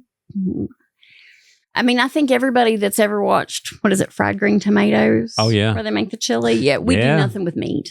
Like we weren't having rib dinners. We weren't having sure. That's off. But that makes sense. That's nothing that we would ever. Yeah, that makes sense. Want anybody to throw shade? Well, and I can imagine like a waterlogged body would be like death saturated. It'd be like waterlogged death. Again, it's like a heavy death. If that makes sense. And you had bodies that burnt. I've always heard that when a body burns up in a house fire, and again, we gave a disclaimer, like this is very graphic, but like the limbs draw up, like the hands will draw in, like the tendons will start tightening, and the body draws up if it's like burn up in the flames. Yeah, I don't know that I've ever heard that. If that's true. But in the cases that I have seen badly burnt bodies, that is kind of the position they were in. Happened? So that may be, I mean, nobody ever said, well, that's why she's drawn up like that. But, well, yeah, from what I understand is like the tendons, they start, the flames make things shrink. And when it loses water, everything's dehydrating. Yeah, it starts dehydrating. Mm-hmm. Yeah. And and the hair, all the hair singed off. And it just, so like I said, that's... Well, and then I guess there was some tough. There's no silver lining there, but they usually die of smoke inhalation first. Right. So, but still, it's awful. So in the when you're doing the embalming session, I have some questions there. First, and we kind of have gotten into smell, but I'm just wondering, is there a particular dank smell? Like you go to grandma's closet and you smell mothballs. Well, you go to what's it called?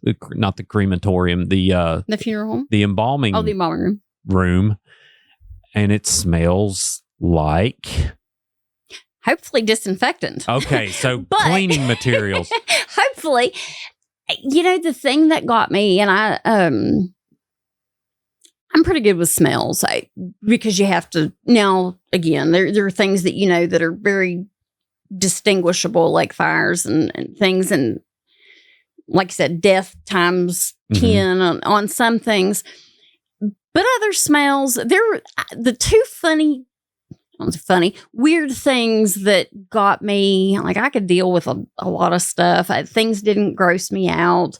Not afraid of blood. Somebody's like, I think you got meat in your hair one day. It's fine. I could sit here and eat my dinner, and we can talk all the horror stories. That doesn't bother me.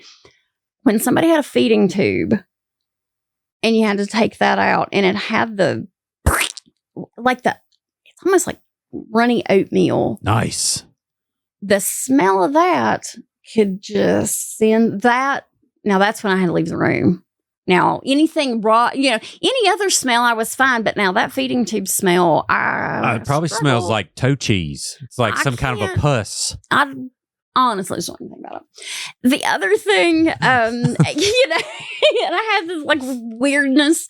Because like I said, for some reason growing up, thought I wanted to be an orthopedic surgeon. And I don't know where I picked that out of, because nobody I know other than Dr. Landis way back then was an orthopedic surgeon, and I don't know why I picked that. I just thought it'd be great. Compound fractures are nasty. Mm-hmm. Kudos to all the orthopedists out there, Dr. Tabbitt and everybody else, because if you can look at like crunched up bones and stuff, more power to you. Teeth to me are gross. Like I could deal with a lot of gross things, but teeth, I can't even pull my own kids' teeth, though. They were on their own. So that's natural. There's a regular nightmare that a lot of people have about spitting out teeth. Really? And there's like a thing with it. Yeah. It's a whole thing. But yeah, I can see that. So the oatmeal smell. So I had this ingrown toenail one time. And it was really, really bad. And with diabetics, stuff doesn't heal. Yeah. So I'm just curious. I want to narrow down this smell. I just want to linger on it for a minute.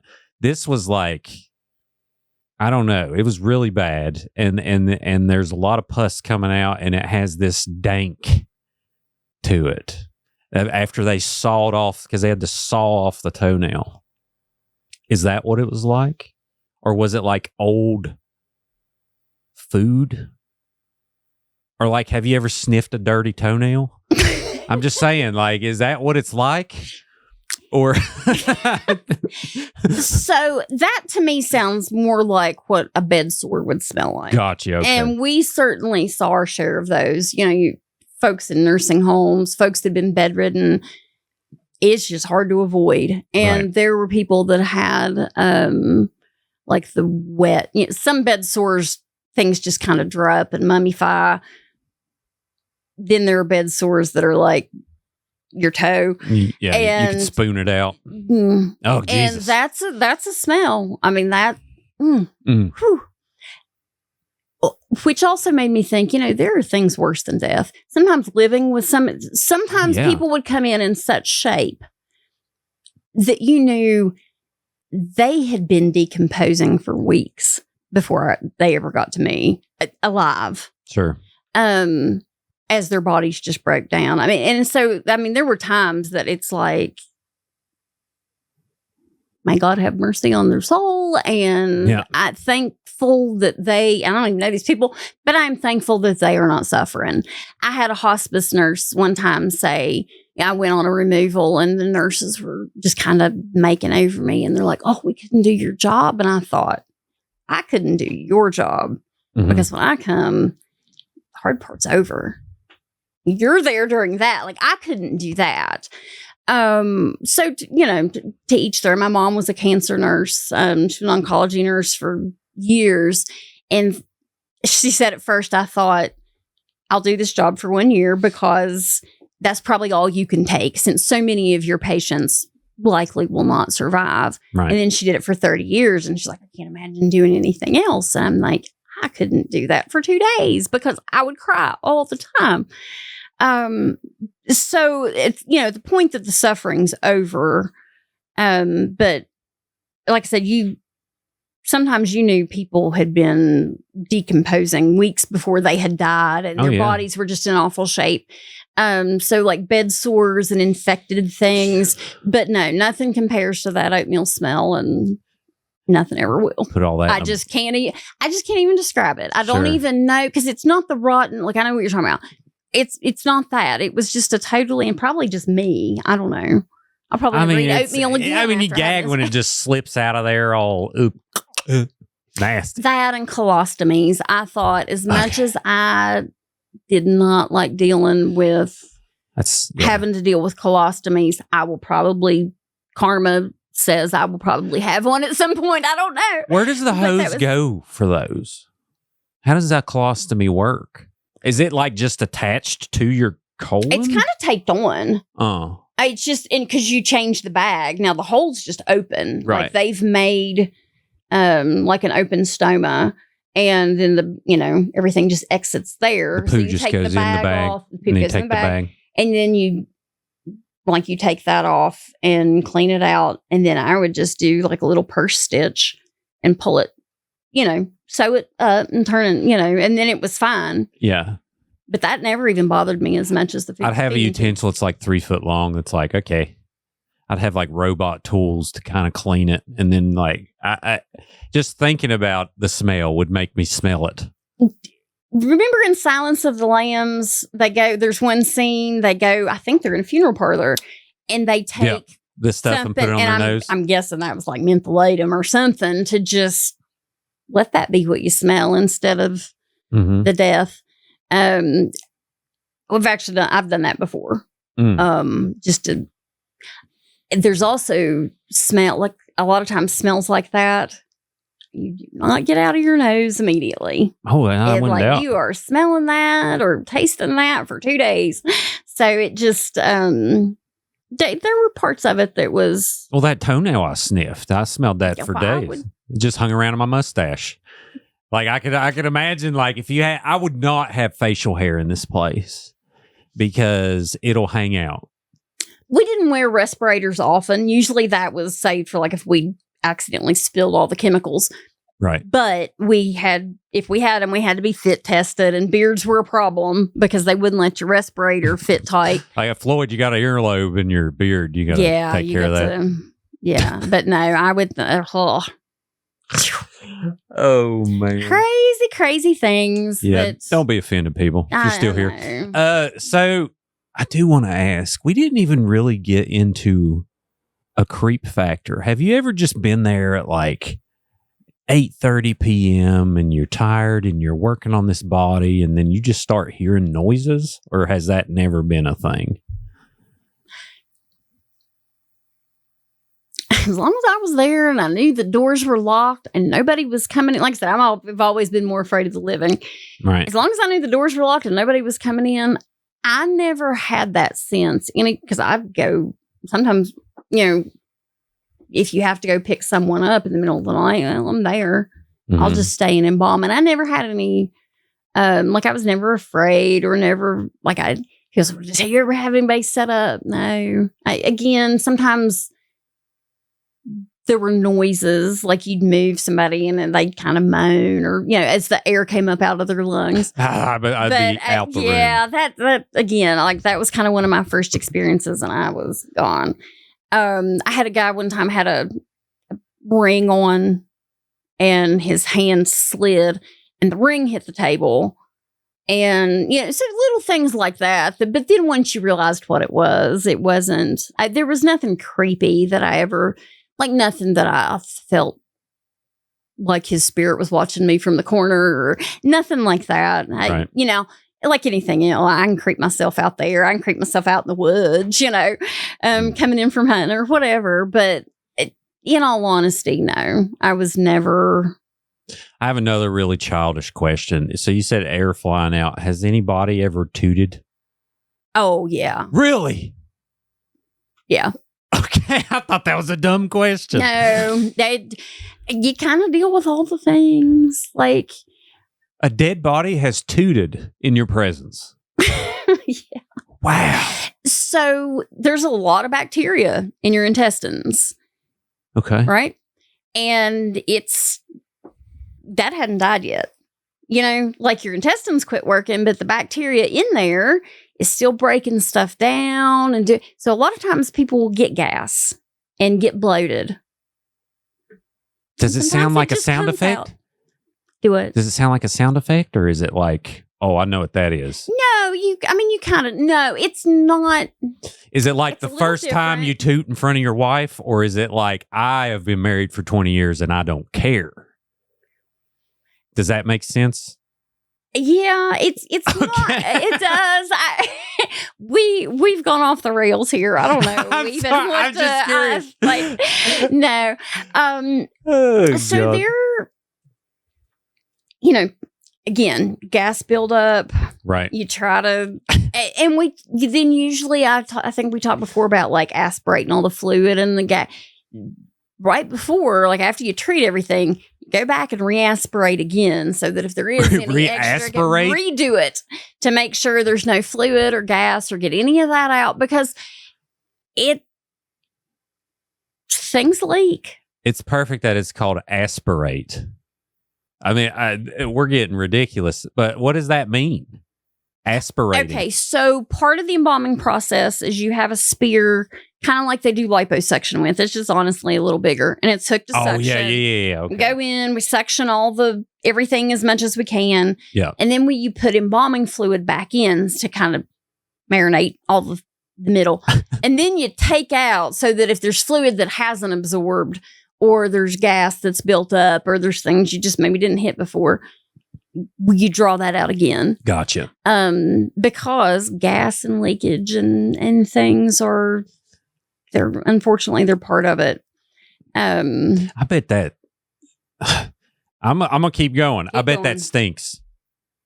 Is it like death?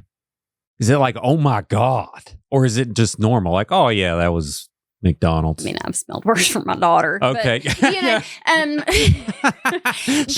she's listening. She's like, oh my God, she's like, Mom. I can't believe you said that. I will never live it down. But I smell her feet in the car too every time we leave a ball game. So these are things I live with, But so bad. But yeah, again, what you don't want is that gas pressure pushing anything besides gas out.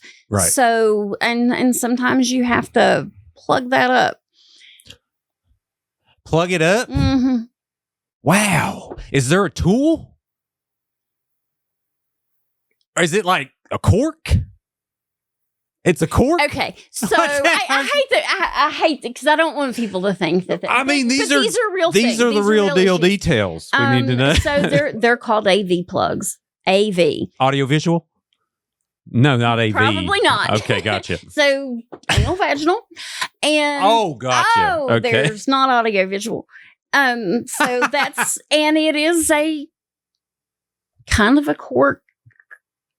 And if things leak, sometimes you just have to stop them from doing that. Yeah, that makes sense. And within we also then used plastic, and like I said, we bring everybody, tell everybody bring on all the clothing, underclothing and all, but we would still like plastic undergarments so that if they did have leak or anything, it wouldn't go through that into the clothes or the casket or, but that's one thing that. Wow. I mean, there's just y'all thought of everything. Well, trial and error probably, but so they thought of that. Like I know what I'm going to call this, the AV plug. I'm going to make $1 million. Sign the patent now. And then someone did. Somebody did. Yeah. Yes. There are all kinds of things. Like when somebody doesn't, a lot of times families would bring their dentures in. Like when they brought the clothing, and we wouldn't get them, they wouldn't be at the hospital with them, or we just didn't get them then, or whatever. And so part of the embalming is closing the mouth, and you want to make it, you want to make it look natural. So you don't want it like super, like if they don't have their teeth in, you got to have something so that it just doesn't look all sunken. Sure. Because if you get the teeth after the embalming, their features should already be set. Right. How they're going to be.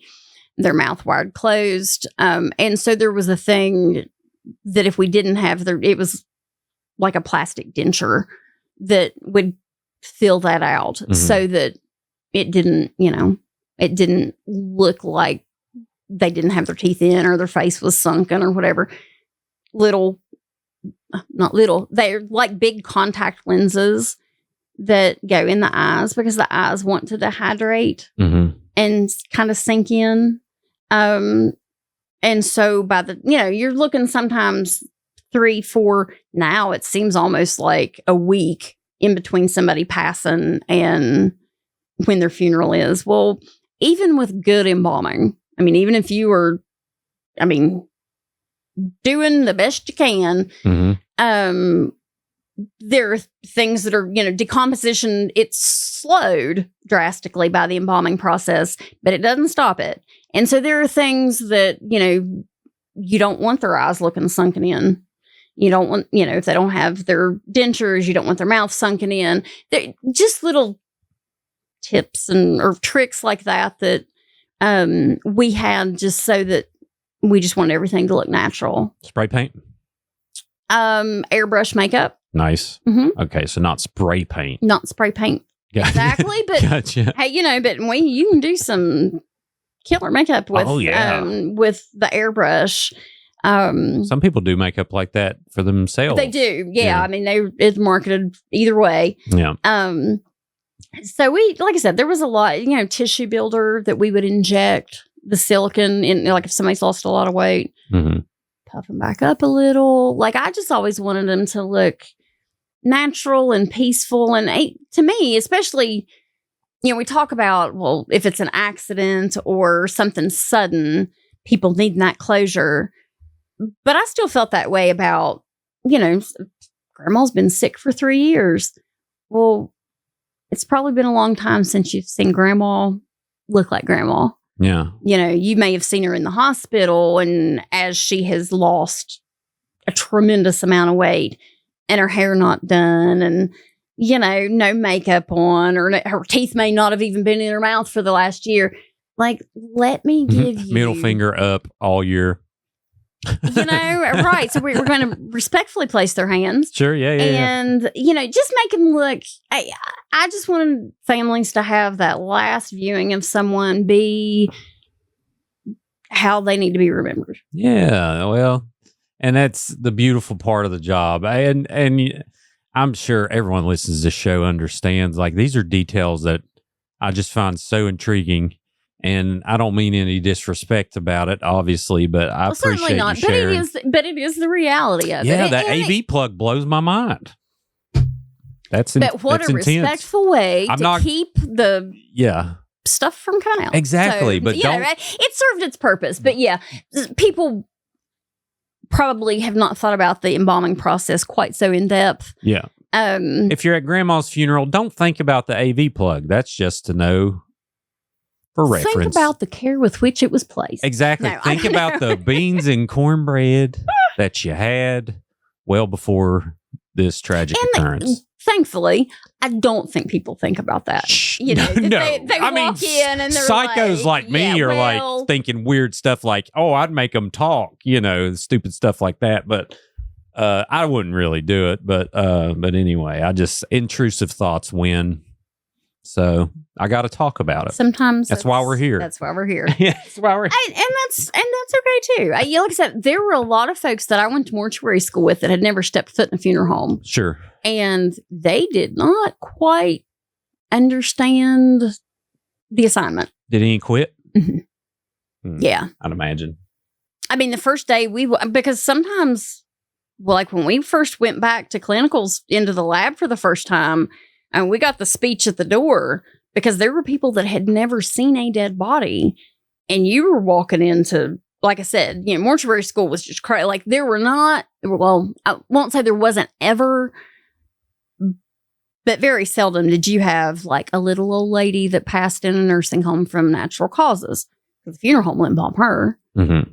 That's easy. It takes an hour, 1 point, and it's done. So not only were you getting ready to see them for the first time, you were getting ready to see trauma and a lot of things. So yeah, that we got the speech at the door of the floor is extremely hard. If you feel like lightheaded, you have to sit down because you know, I guess they've had people like dropping like flies when they walk back there for the first time, and that's their first experience with death up close. Mm-hmm. So there were a lot that didn't make it through. Sure, yeah, I'd imagine. We got to have a part 3. This is some of my funnest. I mean, that's weird to say, but I really enjoy these conversations, and I appreciate you being so open. And what a time to ask. We don't have anything to plug, really. To go play golf at Grandview. There's always golf. Yeah, yeah, you can play golf at Grandview, which you said you mow grass now at Grandview. Yeah, they do a little bit of everything. I was hanging off the side of a cliff the other day, like trimming limbs and just whatever. My ADD kicks in. I've got about 19 projects going at the same time, and sure, it's fun. It's been a fun summer. Heck yeah! Well, thank you for being here, Sally. We're definitely gonna do this again if you want. But everyone else out there, be sure to like this video, subscribe to Creepalachia if you haven't on YouTube. If you're listening on Apple or Spotify, take a minute and leave a review. That'll really help the show be found. And we are on Facebook, TikTok, Instagram, and we have merch now at creepalachia.shop. And everyone else, always remember, above all else, other than the AV plug, long live Appalachia.